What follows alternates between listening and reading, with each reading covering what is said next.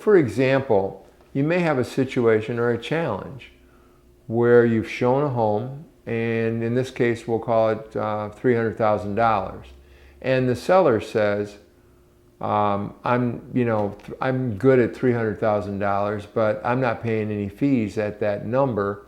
And the listing agent is saying this seller is adamant that they do not want to pay any fees at all.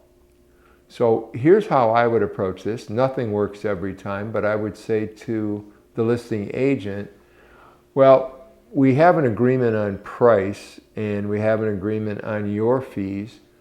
Where I'm having a problem or a challenge, and I'd like to make sure that we put this together. I want to sell this house because my buyer wants it. You have a seller who wants to sell their house. We have a difference of about 3% on the buyer agency fee.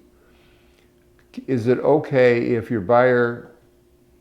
my buyer has an opportunity to finance their closing costs or their buyer representation fee into the transaction, because we want to accomplish this? My buyer wants to buy, your seller wants to sell. I don't want to go show 42 more houses, and you don't want to put this house back on the market. I'm respectfully requesting that you afford your seller an opportunity to reconsider their position on this, and let's see if we can put something together. I would love to be able to do that. This is the house that the buyer really wants.